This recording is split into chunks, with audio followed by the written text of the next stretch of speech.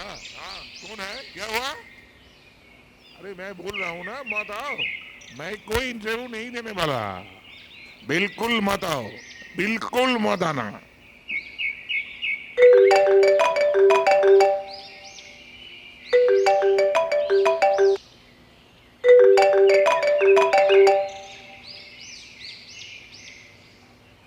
Hello,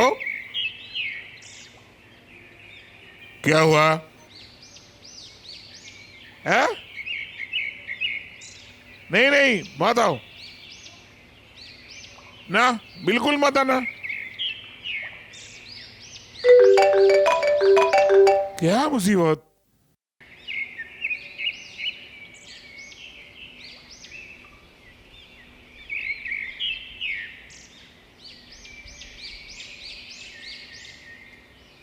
ये लीजिए आपके चाय।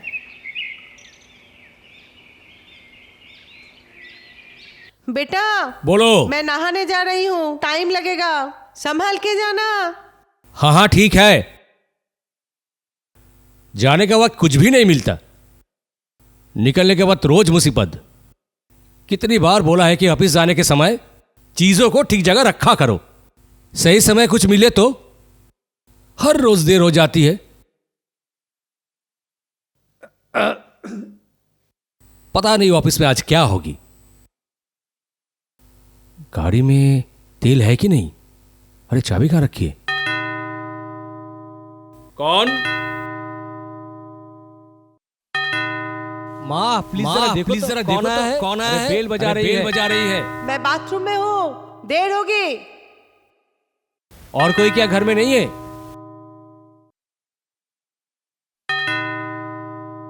आप लोगों को एक बात समझ में क्यों नहीं आता कि मैं प्राइवेट कंपनी में जॉब करता हूं? ये कोई सरकारी ऑफिस नहीं। हर रोज देरी नहीं कर सकती प्राइवेट कंपनी में।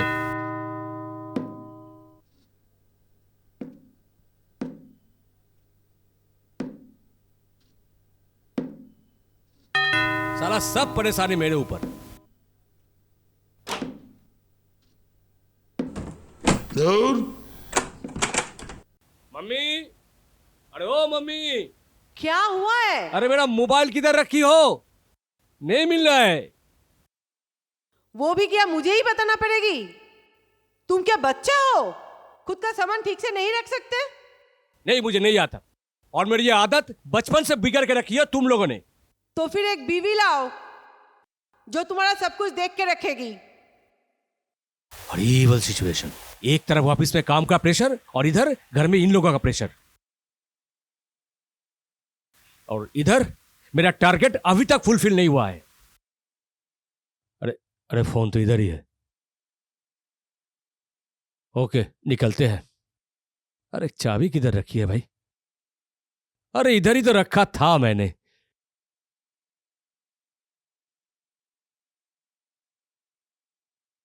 ओह, मिल गई। मम्मी, जा रही हूं मैं, और सुनो, आज लौटने में देर होगी, तुम लोग खा लेना, ठीक है? और हाँ, और एक बात, पापा को डॉक्टर के पास ले जाना। अब ऑपरेशन कब होगी ये पता कर लेना, ठीक है? मैं चलता हूं। ओहो, और एक बात, और मम्मी सुनो, आज कुछ लोग घर में आएंगे। पापा को अच्छी तरह से समझा देना कि उल्टा सीधा हरकत ना करे, ठीक है? मैं चलता हूं। उल्टा सुल्टा क्यों करेगा? और कौन आएगा आज? अरे आएंगे, जब आएंगे तब देख लेना।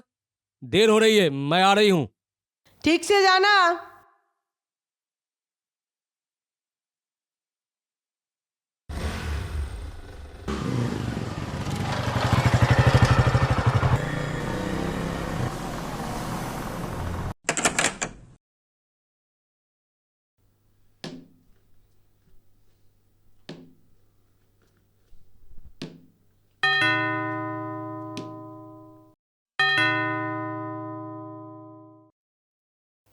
अजी सुनते हो?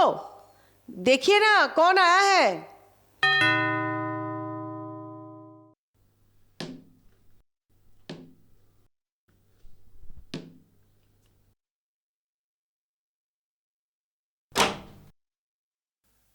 है? कोई नहीं है, बेकार का परेशान।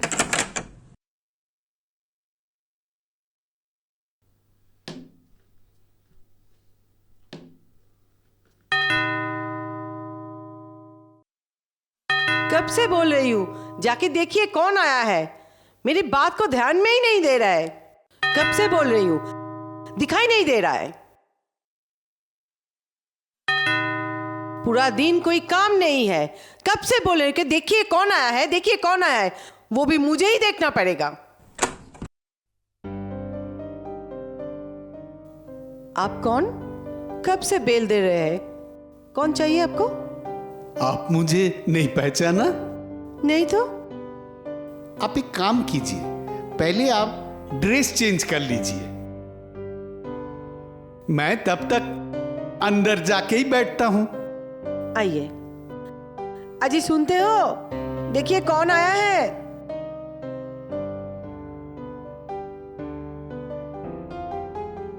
नमस्ते।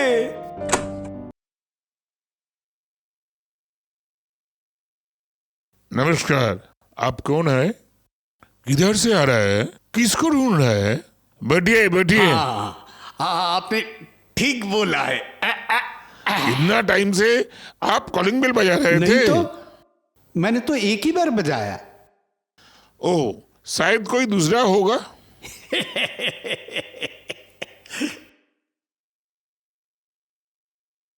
मैंने यानी कि इलाहाबाद से आया हूं। शिप्रा देवी यानी कि शिप्रा सेन को मुझे मिलना जरूरी है।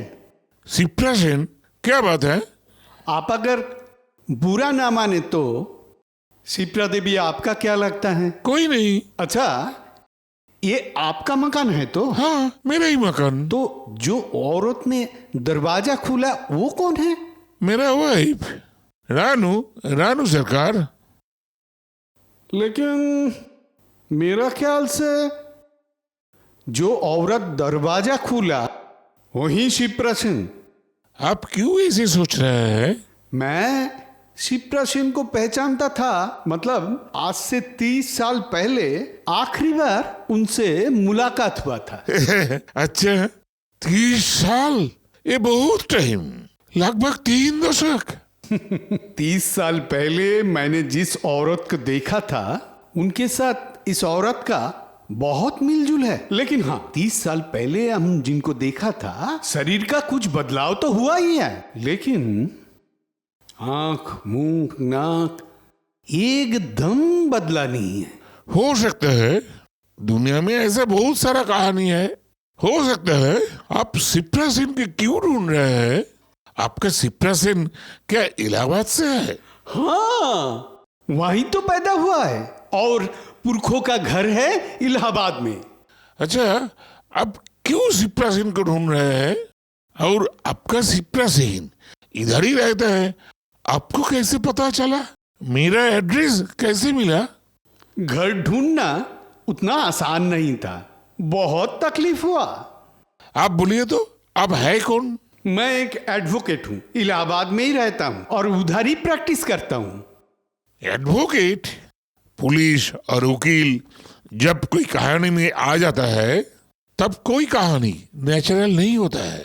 आप कोई अननेचुरल कहानी का इंक्वायरी कर रहे हैं। सही कहा। आपका जैसा आम जनता का सब कुछ उलट पलट जाते हैं, तब हमारा जैसा आदमियों का अनुप्रवेश घटता है। समझ गया। इसका पीछे शायद कोई बड़ा कहानी होगा।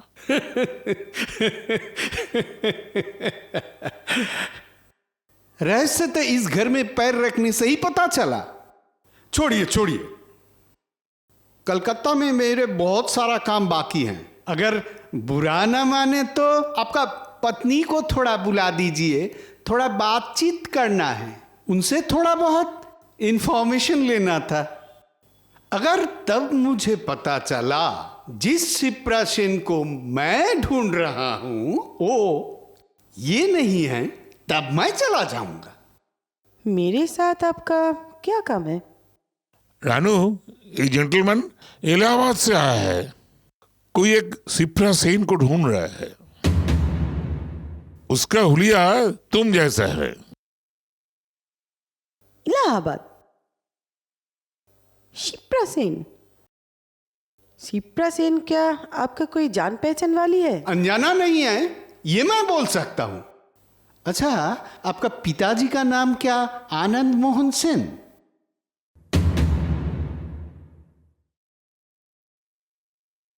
हाँ, मेरे पिताजी का नाम आनंद मोहन सेन। डॉक्टर था? हाँ, इलाहाबाद की सरकारी हॉस्पिटल में सिविल सर्जन का नौकरी करता था। हाँ, मेरी माँ के मुंह से तो ऐसे ही सुनी थी।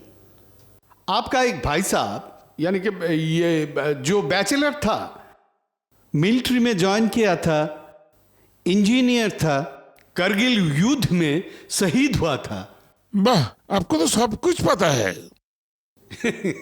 प्रोफेशन के खातिर ये सब इंफॉर्मेशन जरूरी है। एक्चुअली मेरे ऊपर इतने जिम्मेवारी दिए गए हैं जो कायदे से करने के लिए शिवप्राशन की सारे इंफॉर्मेशन मुझे जरूरी है। अच्छा, एक बात बोलूं? हाँ हाँ, बोलिए बोलिए। अच्छा, आप शिप्रा सेन को जानते हैं, लेकिन शिप्रा सेन के आपको जानते हैं? पहचानते नहीं है ऐसा कोई कारण नहीं है। पिछले 30 साल में मेरा भी चेहरे में कुछ परिवर्तन तो हुआ ही है। लेकिन मैंने आपको नहीं पहचाना है, और लगता नहीं कि पहले कभी देखा है आपको। यही तो मुश्किल है मैडम। लेकिन शिप्रा सेन को मुझे चाहिए ही चाहिए। अच्छा, वो कोई क्राइम किया है? कोई सीरियस क्राइम करके छुपा हुआ है? ये सब आपको बताना अभी जरूरी नहीं है। एक मिनट।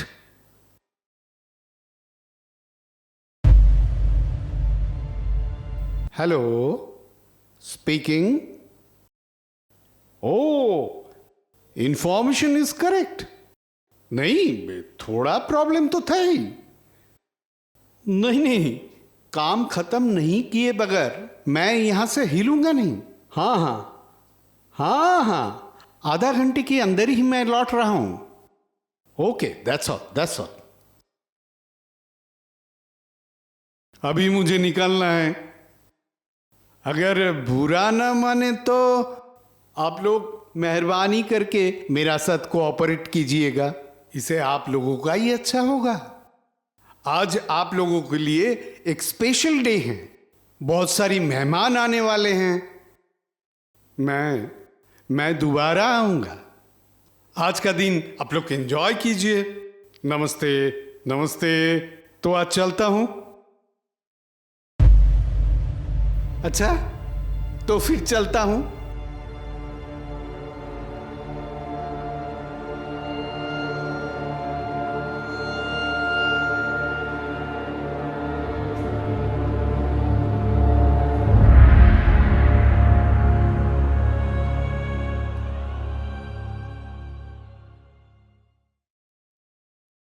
अच्छा, वो आदमी इधर क्यों आया था?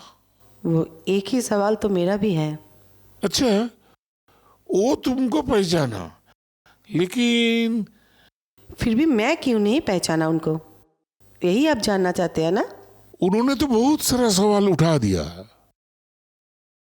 तुम्हारा घर का पता, तुम्हारा पिता का प्रोफेशन, तुम्हारा भैया का नौकरी, सभी तो सही कहा। देखिए, कोई अगर किसी के घर में मतलब से घुसता है तो वो सब कुछ इंफॉर्मेशन लेके ही आता है। ये तो नेचुरल है। मेरा हिसाब से वो फिर इधर आएगा। जानती हूँ, परेशान करने के लिए आएगा, आग लगाने आएगा। आग लगाने के लिए कोई रसद है क्या इधर? शायद है। पापस के नीचे कितना मैला जमा है वो पापस हटाने के बाद ही मालूम पड़ता है। उसका आने का मकसद जो भी हो, अभी वक्त आ गया पापोस हटा के धूल साफ करने का।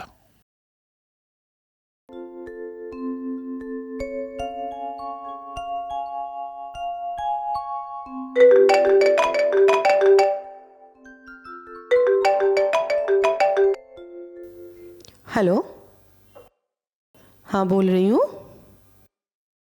हाँ, मैं घर पे ही हूँ। हाँ, अभी आएंगे? ठीक है, अर्जेंट है, मेरे साथ नहीं, वो थोड़ा निकलना था। ठीक है आइए आप। हाँ हाँ ठीक है आइए आप। ठीक है ओके, मैं रख रही हूँ। ओके आज ही सुनते हैं आओ। हाँ, वो सुनील बाबू आ रहे हैं। कौन सुनील बाबू?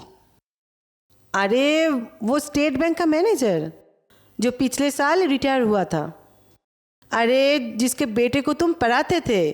अभी बोल रहे हैं तुम्हारा काम है, किधर निकलेगा? वो बोल रहे थे कि कल रात को ही वो आने वाले थे। उन्हें कोई आदमी बार बार फोन करके हमारे बारे में इंफॉर्मेशन जानना चाहते हैं। बस हो गया, अभी 2 और 2 4 हो गया। अभी कहानी में आउट ट्विस्ट आ गया। बाय द वे, आपको तो एक बात बोला ही नहीं। वो जो हमारे पड़ोसी किशोर दास जी है ना, वो हमको कुछ दिन पहले फोन किया था।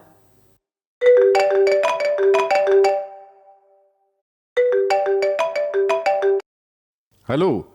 हाँ मैडम, मैं इंस्पेक्टर किशोर दासगुप्ता बोल रहा हूँ। हाँ किशोर बाबू। हाँ मैडम, बोल रहा था कि बहुत ज़रूरी कुछ बातें हैं। जरूरी बात मेरे साथ? असलियत में मैं बहुत दिन से सोच रहा था जाऊंगा, लेकिन जा नहीं पाए आपके वहाँ। ठीक है आइए। तो फिर छोड़ रहा हूँ। ठीक है। ठीक है। जब कल सुबह आपके लिए मेडिसिन लाने गई तब उनके साथ मुलाकात हुई। अरे भाभी जी कहाँ जा रही है? तो दवाई खरीदने जा रही हूँ। ओह, आप ठीक है तो? हाँ ठीक हूँ मैं। हाँ, बाय द वे एक बात याद आ गया, बहुत सावधान रहिएगा। एक आदमी गए थे मेरे ऑफिस में आप लोगों के बारे में पूछताछ करने के लिए, और हाँ सुनील बाबू से भी मिले हैं। क्यों बोलिए तो? वो मैं बोल नहीं पा रहा हूँ, लेकिन सावधान रहिएगा आप लोग। अच्छा, फिर मिलेंगे। ठीक है। देखो सुनील बाबू क्या कहता है। अभी कौन आया? देखो कौन आया है।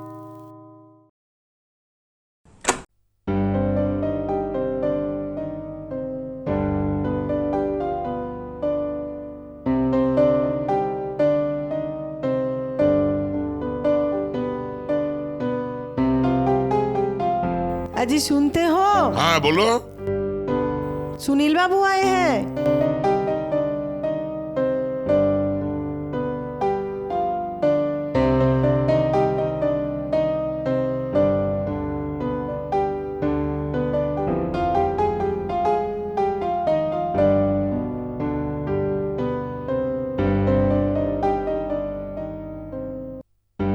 भानु बाबू, मैडम, आप लोगों को इतना बड़ा समाचार नहीं छुपाना था, और छुपाएंगे कैसे? व्हाट्सएप, ट्विटर, फेसबुक जमाने में सब कुछ मालूम पड़ जाता है। क्या फांस हो जाएगा सुनील बाबू? जो आप लोगों ने अपने मुंह से खुद नहीं बताया, महल के लोगों ने आप लोगों को मुंह से नहीं सुना। विश्वास कीजिए, मुझे कुछ भी नहीं पता। नहीं पता है? आप लोगों को मालूम नहीं जो भानु बाबू, उनको कराघात उपन्यास के लिए इस बार साहित्य अकादमी पुरस्कार मिल रहा है। Academy award? हाँ, एकेडमी पुरस्कार, एकेडमी पुरस्कार, साहित्य अकादमी पुरस्कार। सरप्राइज सरप्राइज सरप्राइज दिया कैसे? इसीलिए शायद कल रात को मेरा रिलेटिव मुझे फोन करके इसी के बारे में ही मुझे बोला था, लेकिन मुझे यकीन नहीं हुआ, क्योंकि कुछ देर पहले आप कहा था ना कि सोशल मीडिया, और अभी तो वहां पे सब फेक न्यूज है, ये तो आप जानते ही हैं। ये फेक न्यूज नहीं, ये एकदम सच बात है।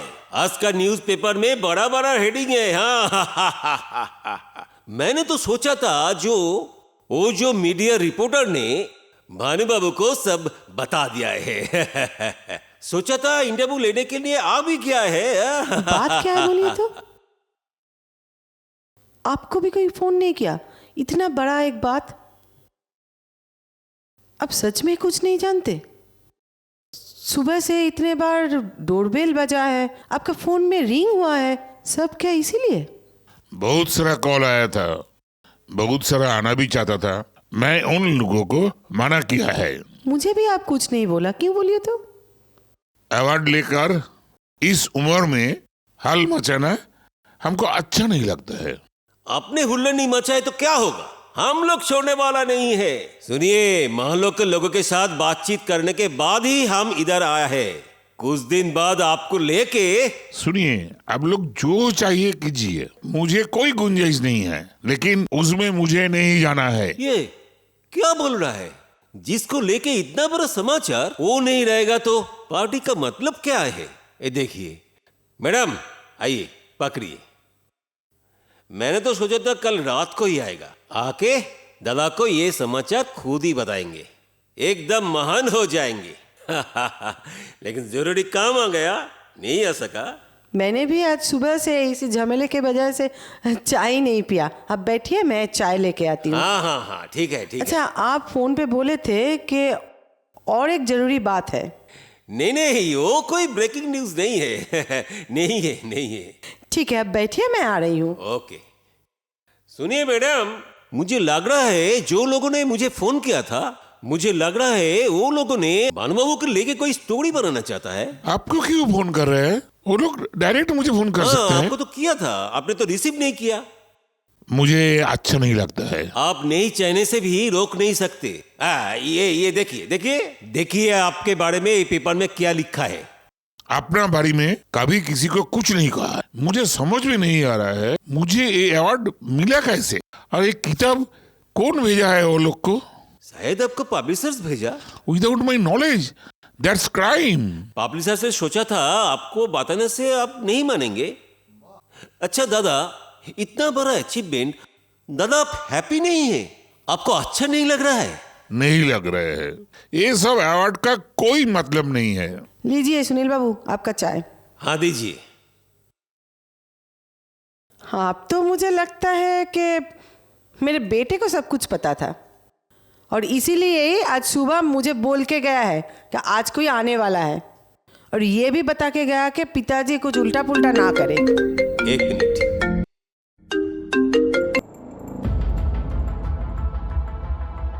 हाँ हेलो, बोल रहा हूं। नहीं नहीं, ओ भानु बाबू को बिना पूछे उनको डिस्टर्ब करना ठीक नहीं होगा। देखिए, भानु बाबू कुछ दिनों से आंखों को बीमारी से झेल रहा है। नहीं, ये ठीक नहीं होगा। हाँ हाँ, मैं तो बोल रहा हूं, ये मुझसे नहीं होगा, ठीक है? ओके।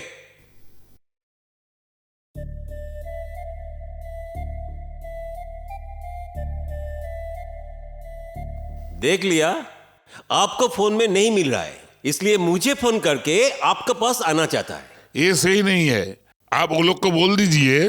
आपने सुना मैंने क्या बताया? ऐसे उन लोगों को कोई रोक नहीं सकता, और रोकेगा ही क्यों बोलिए तो? वो लोग आएंगे, आपका कुछ फोटो उठाएंगे और कुछ सवाल करेंगे, बस। छोड़िए वो सब बातें, अभी मुझे निकलना पड़ेगा। लेकिन हाँ भानु बाबू, अच्छा जाने के पहले एक बात बताओ, आपका ये कराघात उपन्यास मैं पहले ही पढ़ चुका हूं। वाह, तब तो बोलना पड़ेगा कि अब बहुत अच्छा पाठक है, क्योंकि उनका किताब ज्यादा बिकता नहीं है और पढ़ने वाला भी बहुत कम है। अच्छा दादा, आपका ये कराघात उपन्यास, ये क्या आपका ऑटोबायोग्राफिकल? आपका ये जो कहानी का कैरेक्टर, वो क्या ओरिजिनल है? स्पेशली आपको जो हीरोइन, आप उसको पहचानता है? ओ शिप्रा सेन?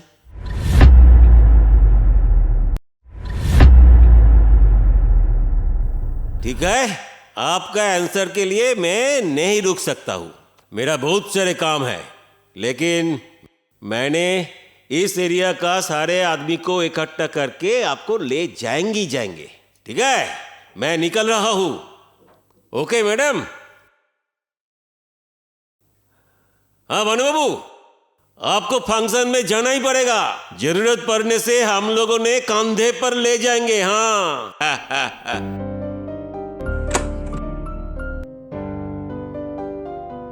हाँ जी, सुनते हो? दीपू जी आए हैं।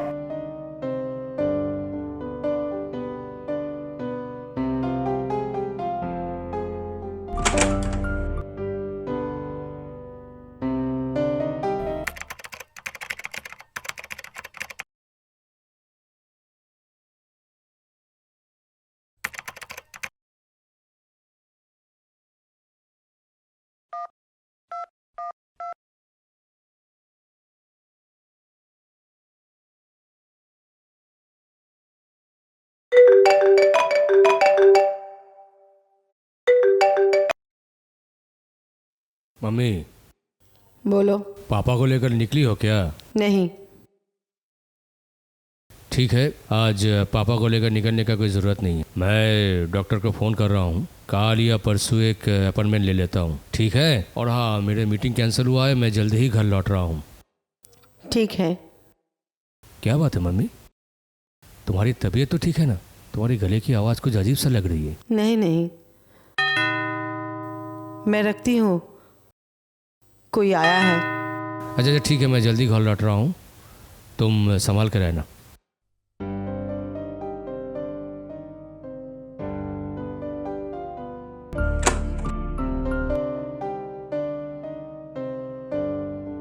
आइए। कॉन्ग्रेचुलेशन। भैया कहाँ? अंदर है। ये बुके दादा को देना चाहता हूँ। ये एक पत्रकार है, मेरे पास आके बहुत रिक्वेस्ट किया था, इसलिए मैं लाया हूँ उनको। खबर प्रचार होने के बाद बहुत सारे मीडिया से दादा को फोन किया था, दादा फोन रिसीव नहीं किया और कुछ फोन रिफ्यूज किए हैं। इनका नाम चयन दत्त, मुझे क्षमा कीजिएगा। ये मुझे नहीं, अपने भैया को बोलिए। वो मुझे प्रॉमिस किया है कि दादा को ज्यादा डिस्टर्ब नहीं करेंगे। 2-4 सवाल होगा उनका। आप अंदर जाइए, वो बैठे ही है।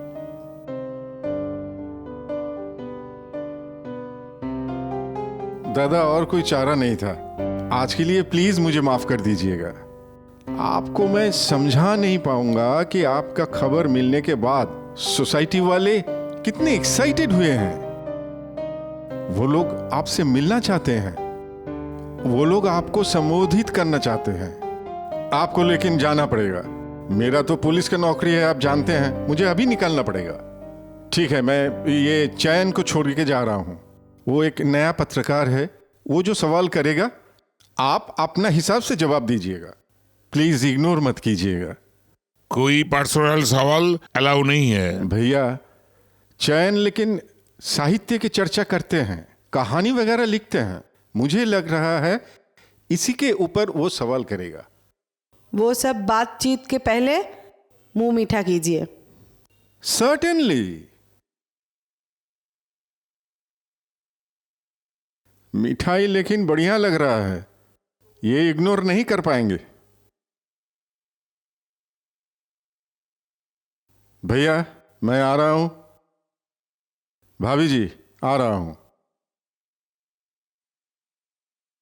आप नहीं लेंगे? नहीं, डॉक्टर ने मना किया है, लेकिन आज एक खुशी का मौके में एक खा सकता हूँ।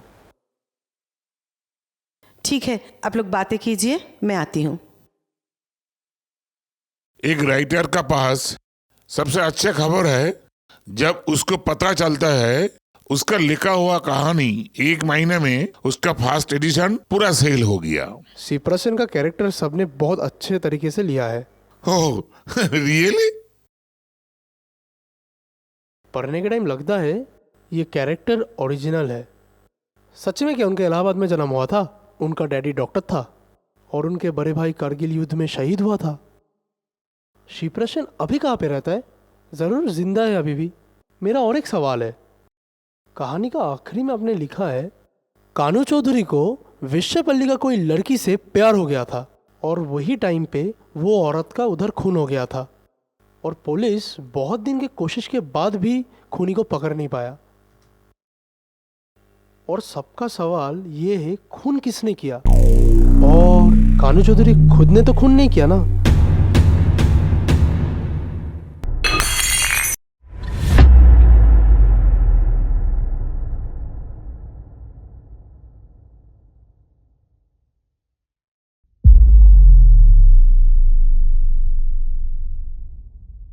Madam madam madam, sir sir एक डॉक्टर को बुलाइए। सर सर आपका फैमिली फिजिशियन को बुला लीजिए। अगर आप मुझे परमिशन देते हो तो क्या मैं एक डॉक्टर को बुलाऊं? हाँ हाँ, डू इट।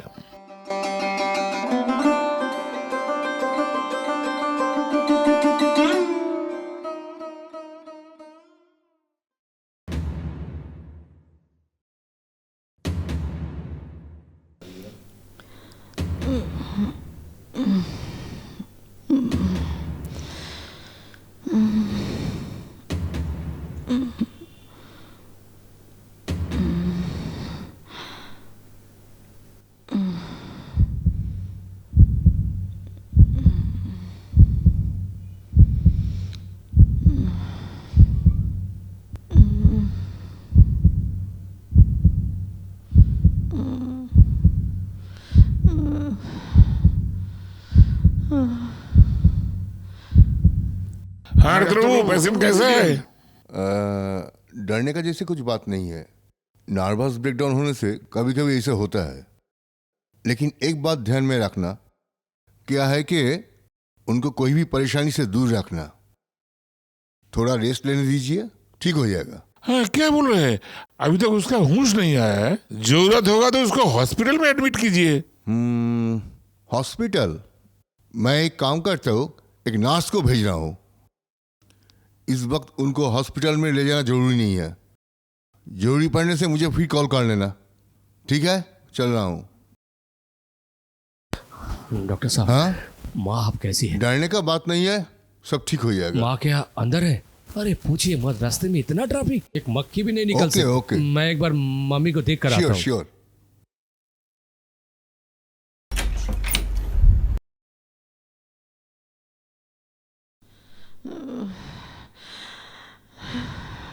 मम्मी, मम्मी, ये क्या हुआ तुमको?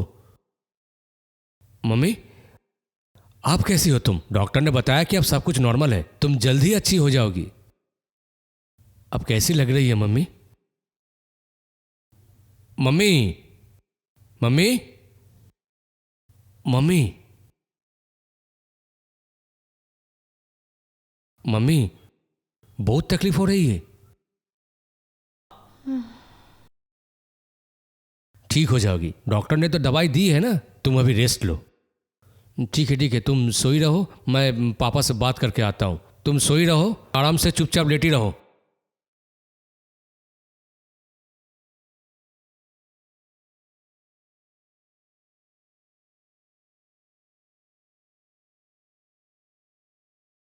पापा, हाँ बोलो। आज घर में कोई आया था, एडवोकेट। शायद आपकी उम्र की होगी या आपसे छोटा। हाँ, आया था। मेरे ऑफिस में भी आया था। यस, आइए।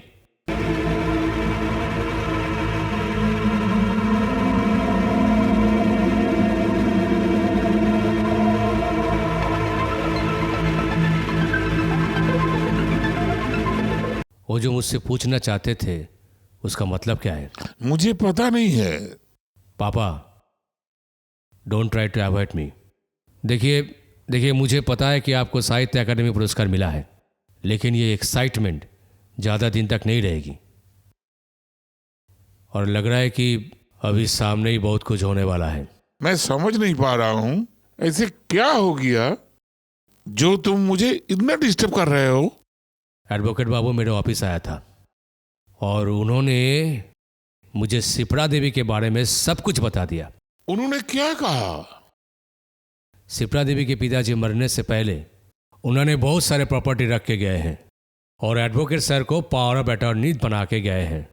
उनके मुताबिक शिप्रा सेन को ढूंढकर लीगली उन प्रॉपर्टी को उसके हाथ में सौंप देना पड़ेगा।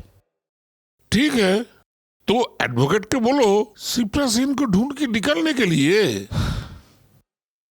पिछले 10-12 साल से एडवोकेट सर उन्हें ढूंढ रहा है। आखिर में लाल बाजार से हम लोगों का पता उन्हें मिला है। समझ गया। जैसी भी हो, उन्होंने मेरा कराघात उपन्यास पढ़ लिया है।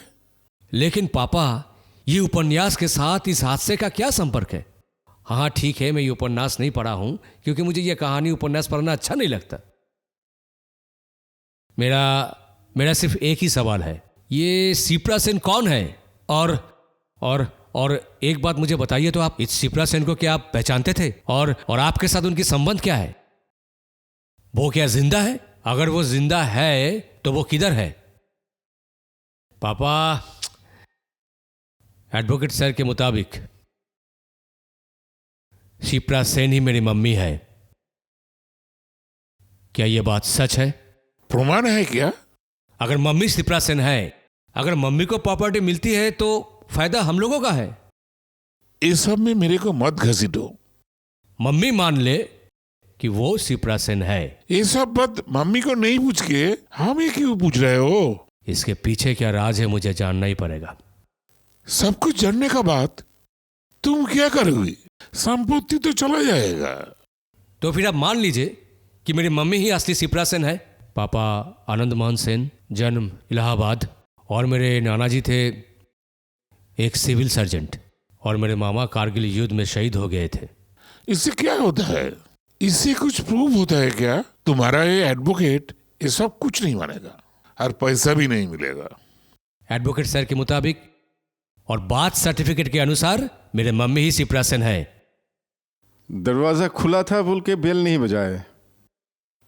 हाँ भाई कुंतल, इलाहाबाद में शिप्रा सेन का पिताजी बहुत सारे प्रॉपर्टी बैंक में छोड़ के गए हैं, जो शिप्रा सेन को दिलाने के लिए एडवोकेट साहब पिछले 10-12 साल शिप्रा सेन को ढूंढ रहे हैं। इतना आसानी से आप लोगों के हवाले कर पाएंगे? क्यों नहीं होगी? अगर शिप्रा सेन की असली परिचय मिल जाए तो क्यों नहीं होगी? प्रॉब्लम तो वहीं पर है। एडवोकेट साहब शिप्रा सेन को यानी तुम्हारी माँ को पहचान लिए हैं शिप्रा सेन बोल के, लेकिन तुम्हारी मम्मी पापा इनकार क्यों किए? तुम्हारे मम्मी पापा ये समझ नहीं पाए कि एडवोकेट साहब इतना दिन से क्यों ढूंढ रहे हैं शिप्रा सेन को। जब तुम जान पाए तब पासा पलट गए। इसलिए एज ए कस्टोडियन मुझे भी प्रूफ करना पड़ेगा कि शिप्रा सेन अभी भी जिंदा है या मर्डर हुआ। खून? इसको आप क्या बोल रहे हैं? प्रूव कर सकते हैं? कोड़ाघात उपन्यास में आपने खुद लिखा कि शिप्रा सेन गुम हो जाना वो एक रहस्य नहीं है, वो एक खून है। उपन्यास का लिखा हुआ कहानी और प्रैक्टिकल लाइफ में एक होता है क्या? भाभी जी का डीएनए टेस्ट करने से प्रूफ हो जाएगा कि वो इलाहाबाद का सिविल सर्जन आनंद मोहन सेन की बेटी है या नहीं। तो सच क्या है? अभी लेकिन भानुबाबू आपको ही प्रूफ करना पड़ेगा। बहुत जगह जुड़वा बच्चे होते हैं, लेकिन उसके बाद कोई एक बच्चे को दूसरे कहीं भेजा जाता है। इस बार क्या वही हुआ था? आप भूल कर रहे हैं किशोर बाबू। कभी कभी नाटक, थिएटर और स्टोरी का साथ कुछ कुछ सिमिलर हो सकता है, लेकिन रियल लाइफ में ऐसा कुछ नहीं है। मैं तो 10 साल से इंतजार कर रहा हूं, परेशान हो गया हूं। इधर मेरे ऊपर इतना बड़ा रिस्पॉन्सिबिलिटी है।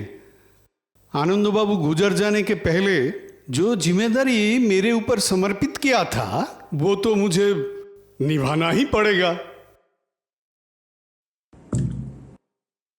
अच्छा, इतने सालों के बाद आपको क्यों ऐसा लगा कि शिप्रा सेन यहीं रहते हैं? देखिए, काम के सिलसिले में कहानी या नॉवेल पढ़ नहीं पाया। उस दिन मेरा बेटा भानुबाबू के लिखी हुई किताब मुझे पढ़ने के लिए दिया था। उन्होंने कहा अब अभी तुम्हारा शिप्रा सेन जरूर मिल जाएगा। हाँ, सचमुच किताब पढ़ने के बाद मुझे ऐसा लगा अभी शायद आनंद मोहन बाबू का दिया हुआ जिम्मेदारी अब मैं जरूर निभा सकूंगी। तभी मैं उस किताब की पब्लिशर्स को फोन किया।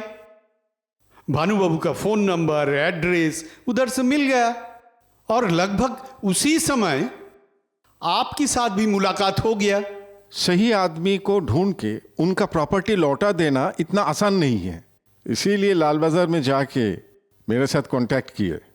हाँ, 10 साल से मैं इंतजार कर रहा हूं। मेरा भी तो उम्र बढ़ रहा है और कितना दिन इंतजार करेगा बोलिए। मेरा पिताजी का दोस्त था आनंद मोहन सेन। उन्होंने हम लोगों को बहुत हेल्प किया, लेकिन उस आदमी का अंतिम ख्वाहिश उनका सारा प्रॉपर्टी उनका बेटी को समझा देना मेरा कर्तव्य है। अच्छा, आनंद मोहन साहब का बेटा शादी नहीं किया था? नहीं, तब तो संपत्ति दोनों हिस्सों में बांट जाता। भानु बाबू, आप बोलिए तो आनंद मोहन साहब का अंतिम इच्छा कैसे पूरी होगी? और आप क्या प्रमाण कर पाएंगे कि आपका स्त्री असली शिप्रा सेन है? अच्छा, मेरे मम्मी का आई कार्ड क्या कुछ प्रमाण नहीं करता? ना, होता नहीं। और भी डॉक्यूमेंट जरूरी है, और भी इंफॉर्मेशन जरूरी है, और हाँ, भानु बाबू का डिक्लेरेशन भी जरूरी है। डिक्लेरेशन? और ये पापा को क्यों देनी पड़ेगी? ये तुम्हारा पिताजी को पूछो। वो अगर खुद ना बताए तो ये प्रॉब्लम सॉल्व नहीं होगा।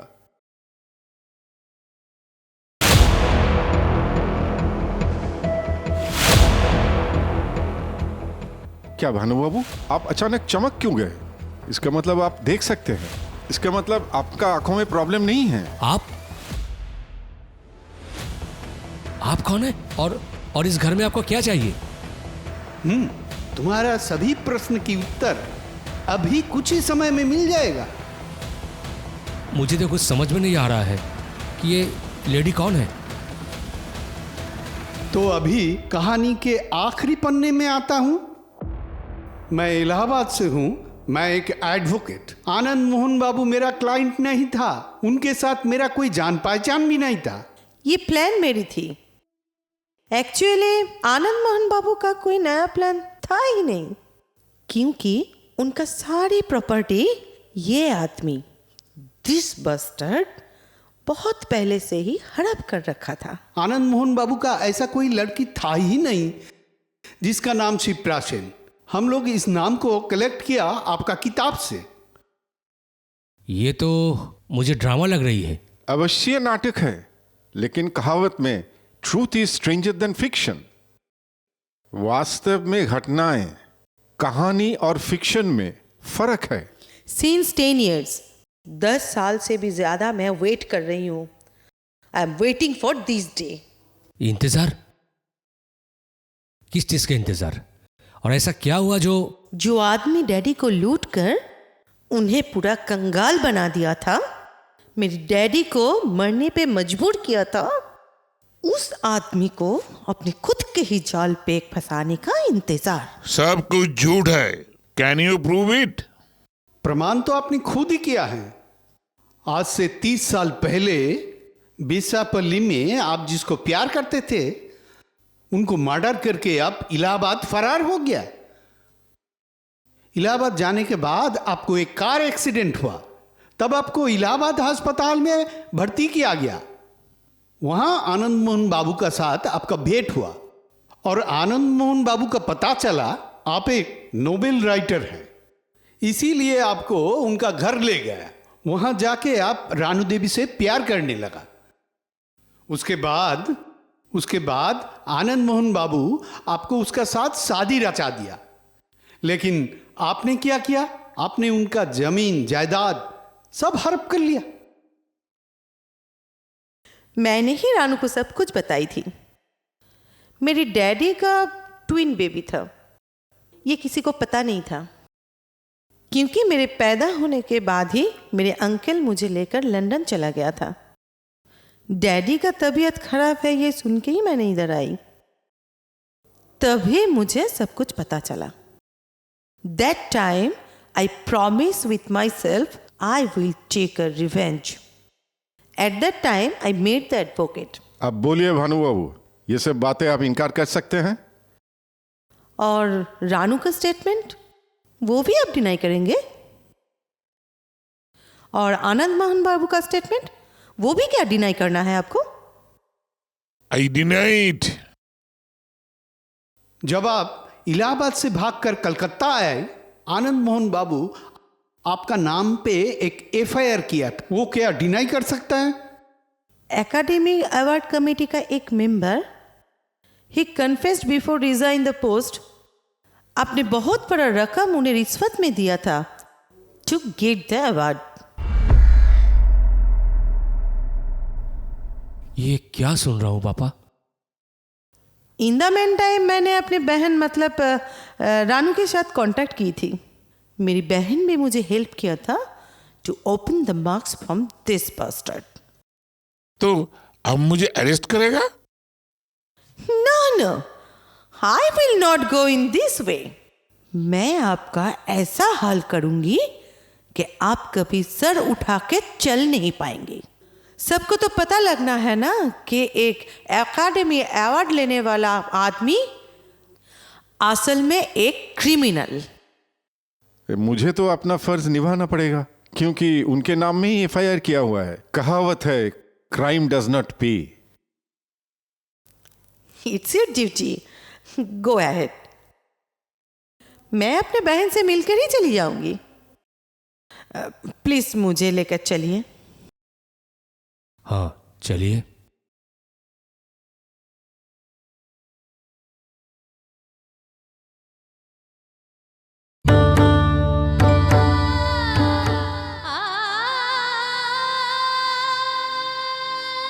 मम्मी, मम्मी देखो कौन आई है। Mummy, mummy, mummy,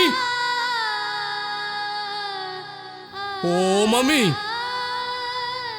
mummy, mummy.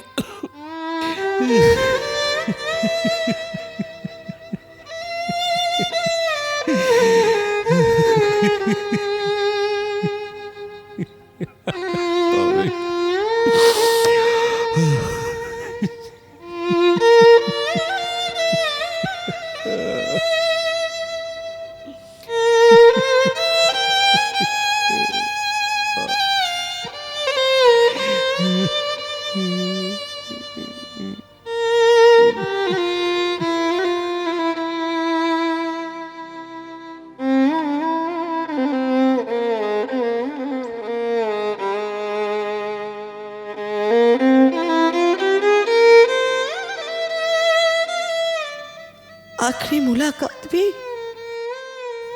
हो नहीं पाई।